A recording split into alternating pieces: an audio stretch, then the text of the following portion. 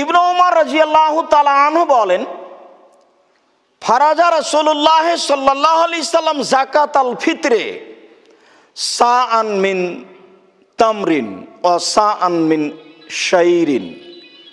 আল্লাহর নবী এক সা ফিতরা ফরজ করেছেন খেজুর হতে, গম হতে।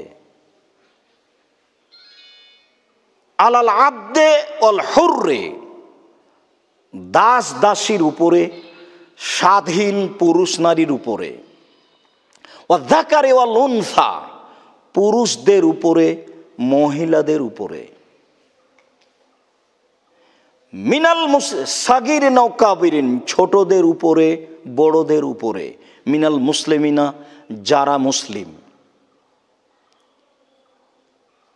ওয়া আমারা বিহা আন তুআদ্দা ক্বাবলা খুরুজিন নাস ইলা সালাত, আর ফিতরা বের করতে হবে মানুষের ঈদের মাঠে যাওয়ার পূর্বে। তিনি আদেশ করেন ফিতরা বের করতে হবে ঈদের মাঠে যাওয়ার পূর্বে। আবু দাউদের একটি বর্ণনায় বোঝা যায়, হাদিস সহিহ, যে 28 রমজান 29 রমজান ফিতরা বের করা যায়, অর্থাৎ ঈদের 2 দিন আগে। নিতান্তই কেউ যদি ফিতরা আগে বের করতে চায় তাহলে 28 রমজানে বের করতে পারে। 28 রমজানের পূর্বে ফিতরা বের করা যাবে না, এইটাই চূড়ান্ত হিসাব। আগে যদি কেউ বের করে তাহলে তার কাজটি রাসূল সাল্লাল্লাহু আলাইহি সাল্লামের সুন্নাত অনুযায়ী হবে না, কাজটি হবে দলিলবিহীন। তবে রাসূল সাল্লাল্লাহু আলাইহি সাল্লাম যেদিন জোরালোভাবে আদেশ করেছেন সেই দিন হলো ঈদের মাঠে যাওয়ার পূর্বে। আমি মনে করি যে আপনারা তার সাক্ষ্য যে আপনাদের পিতাগণ ফিতরা বের করতেন ঈদের মাঠে যাওয়ার পূর্বে, আপনাদের খুব মনে আছে। এবং ওই যিনি দায়িত্বশীল সর্দার তার বাসাতে রেখে এসে গোসল টোসল করে বের হতেন, এটাই নীতি ছিল। কিভাবে কিভাবে প্রথম রমজানে চলে আসলো, 15 রমজানে চলে আসলো, ইচ্ছা মতো চলে আসলো। সেটাই যদি হয় তাহলে রাসূল সাল্লাল্লাহু আলাইহি সাল্লাম বললেন যে ফারাজা রাসূলুল্লাহ সাল্লাল্লাহু আলাইহি সাল্লাম যাকাতাল ফিতরে তুহরান লিসিয়াম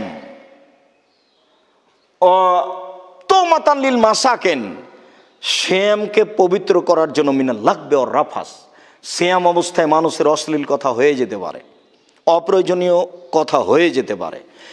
এই সিয়াম অবস্থায় পুরো মাসে যে অপছন্দ অপ্রয়োজনীয় কথা কর্ম হয়ে গেছে, এইটাকে পবিত্র করার জন্য ফিতরা।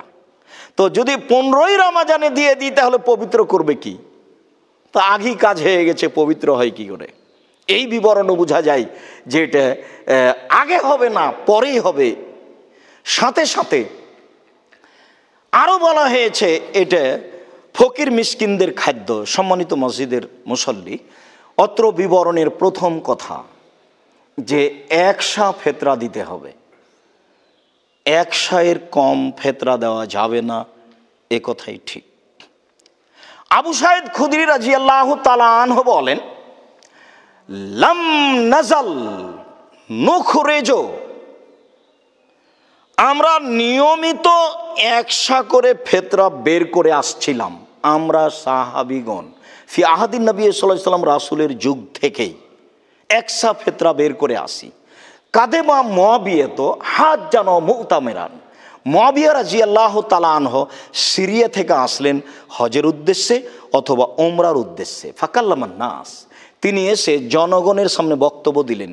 তখন উমরের যুগ বা উমর পার হয়ে গেছেন, এরকম একটা যুগ, রাসূলের যুগ নয়, আবু বকর সিদ্দিকের যুগ নয় রাদিয়াল্লাহু তাআলা আনহু। তো মুআবিয়া রাদিয়াল্লাহু তাআলা আনহু এসে জনগণের সামনে বক্তব্য দিলেন। বক্তব্যের এক পর্যায়ে বললেন, তিনি বললেন, আন্না মুদাইনে মিন সামারাই শাম তাদিলু সান মিন তামরিন, সিরিয়ার অর্ধশা গম মদিনার 1 সা খেজুরের সমান। তার মানে তিনি মূল্যর হিসাব করে এই কথা বললেন, সিরিয়ার অর্ধশা গমের মূল্যে 1 সা খেজুর পাওয়া যাবে। ফাখাজান নাস বিদালিকা, মানুষ তখন এটা গ্রহণ করে নিল। এইভাবে মানুষ আমল করতে লাগলো। আবু সাঈদ খুদরি রাদিয়াল্লাহু তাআলা আনহু বলেন, লা আজালো উখরে জহু কামা কুন্ত উখরে জহু, আমি এক সাই বের করে যাব, যতদিন বের করব মাইস্ত, যতদিন বেঁচে থাকবো, যেভাবে বের করতাম আমি এক সাই শস্য ফেতরা দিব, যেভাবে ফেতরা দিতাম মাইস্ত, যতদিন বেঁচে থাকবো। ফাকামা রাজুল মিনাল কওম, জনগণের মধ্য থেকে একজন দাঁড়িয়ে বলল, যার নাম মুদ্দাইনে মিন কুমহিন, কেন অর্ধেক সা গম দিলে হবে না, অর্ধসা গম? ফাকালা, তিনি বলছেন, তিলকা কিমাতো মুআবিয়া, আরে এটা তো মুআবিয়া রাদিয়াল্লাহু তাআলা আনহুর মূল্য হিসাব, আরে এটা তো মুআবিয়া রাদিয়াল্লাহু তাআলা আনহুর মূল্য হিসাব। ফালা আকবালহা, এটা আমি কখনো গ্রহণ করব না। ওলা আমালু বিহা, আমি এই কথার উপরে কখনো আমল করব না। হাদিস সহিহ, বাইহাকি, আবু দাউদ। সম্মানিত মসজিদের মুসল্লি, আমরা এখানে জরুরিভাবে যা বলতে চাইলাম তা হচ্ছে এক সায়ের কমে ফেতরা বের করতে হবে না। রাসূল সাল্লাল্লাহু আলাইহি সাল্লামের সুন্নাত পালন করতে চাইলে বা তার হাদিসকে মানতে চাইলে যদি অর্ধশা মানুষ ফেতরা বের করে, তাহলে তা হবে মুআবিয়া রাদিয়াল্লাহু তাআলা আনহুর হিসাব, যা আবু সাঈদ খুদরি রাদিয়াল্লাহু তাআলা আনহু মূল্যর হিসাব বলে জোরালোভাবে নাকচ করেছেন। আবার সা হবে মদিনার সা, যেহেতু আবু হানিফা রাহিমাহুল্লাহ ইরাকের মানুষ, আর ইরাকের সায়ের মাপের পরিমাণ বেশি, এটা একটা পরিমাপ। আগে আপনাদের বাড়িতে আপনার বাপ চাচারা ধান মাপতো আড়িতে, কাঠাই, ওটা 5 কেজির বা 7 কেজির বা 4 কেজির, তারা বলতে এত কাঠা হয়েছে, মানে এত মন হয়েছে, এই হিসাবে এটা পরিমাপ। তো সা হচ্ছে একটা পরিমাপ। আজও সৌদি আরব থেকে যদি একটা সা নিয়ে এসে, মদিনে থেকে একটা সা নিয়ে এসে যদি এসে গম বা চাউল মাপেন, তাহলে মোটামুটি 2 কেজি 400 গ্রাম, 450 গ্রাম, 500 গ্রাম ধরতে পারে। যার জন্য এইটা সহিহ হাদিস অনুযায়ী সিদ্ধান্ত হলো ফেতরা দিতে হবে মাথা পিছু 2.5 কেজি। আর যদি ইরাকের স্থানে এসে এখন মাপেন, তাহলে মোটামুটি 3 কেজি, 3.25 কেজি, 3.5 কেজি ধরবে। তো তারা 3.5 কেজি অনুযায়ী 3.5 কেজির অর্ধেক চাউলের দাম যত হয়, তত চাউলের দাম ধরে ঘোষণা দিয়ে দেয় যে মাথা পিছু এত টাকা ফেতরা দিতে হবে, যেটা ভারত, বাংলাদেশ, পাকিস্তানে খুব জোরালোভাবে চলছে। আমাদের দেশে নির্দ্বিধায় চলছে, কেউ ভাবা প্রয়োজন মনে করে না। যেহেতু আলেম ওলামা বলছেন, ভাববার কি আছে? তাহলে ইরাকের সা অনুযায়ী 3.5 চাউলের হিসাবে অর্ধ চাউল অর্থাৎ 1.25 কেজি, 1.25 কেজি চাউলের দাম যা হয়, সেই দাম ফেতরা দিতে হবে মাথা পিছু। এটা ধরে নিয়ে আদেশ করা হয়, সে আদেশই এই সমাজ বলবৎ রেখেছে, যা শরীয়তের অনুকূলে নয়। যদি শরীয়তের অনুকূলে সরাসরি না হয়, তাহলে তিনি বলছেন তার কাছে দলিল চাওয়া হবে, অন্যথায় ছেড়ে দেওয়া মানুষের জন্য একটি গুরুত্বপূর্ণ সুন্নাত পালন করা হবে। পরের কথা, শস্য দিতে হবে না মূল্য দিতে হবে? মূল্যের কথা হিসাব করেই মুআবিয়া রাদিয়াল্লাহু তাআলা আনহু অর্ধেক সায়ের কথা বলেছিলেন, যে অর্ধ সা গমের মূল্য যা, 1 সা মদিনার খেজুরের মূল্য তাই। যদি আজকে মূল্য হিসাব করে আমার এই দিনী ভাই বোনদেরকে বলি, তাহলে এখন আপনারা সৌদি আরবের দামি 1 সা খেজুর ধরেন 2.5 কেজি, তাহলে 2.5 কেজি খেজুরের দাম যত, ওই টাকা অনুপাতে যদি এখন গম দেন, তাহলে তো কয়েক মন গম লাগবে।